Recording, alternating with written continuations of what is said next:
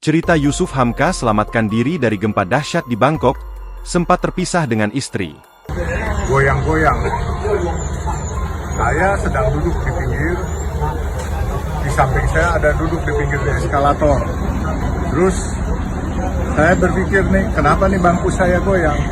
Lalu saya pikir nih orang songong amat nih goyang-goyangin bangku. Saya lihat ke kanan, dia lagi main handphone. Terus saya lihat ke depan, loh, goyangnya bajunya bukan begini, ada baju digantung, tapi goyangnya di depan ke belakang. Wah, saya bilang ini gempa, saya lompat lari. Pengusaha jalan tol, Yusuf Hamka dan istrinya, Lena Burhanuddin turut menjadi korban gempa di Bangkok, Thailand. Gempa bumi dahsyat berkekuatan 7,7 skala Richter yang terjadi di Myanmar terasa hingga Thailand serta sejumlah negara tetangga pada Jumat, 28 Maret 2025. Hingga Minggu, 30 Maret 2025, tercatat sebanyak 10 orang tewas, puluhan warga terluka dan ratusan orang dinyatakan masih hilang. Kisah itu disampaikan Baba Alun lewat akun Instagramnya Yusuf Hamka pada Minggu, 30 Maret 2025. Peristiwa itu berawal ketika dirinya nunggu istrinya berbelanja di kursi panjang yang terletak di samping eskalator lantai 2 Platinum Mall Bangkok.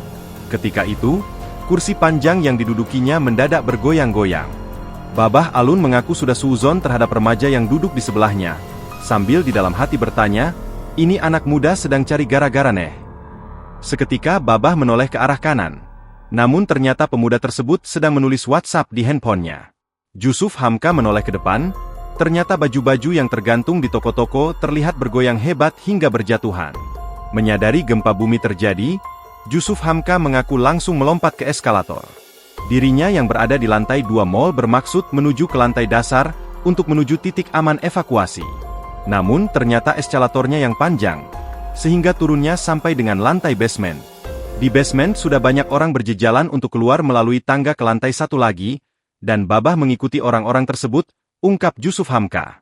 Ketika dan Yusuf Hamka sempat sempoyongan dan tersungkur di atas koper-koper pedagang yang dipajang di sekitar tangga.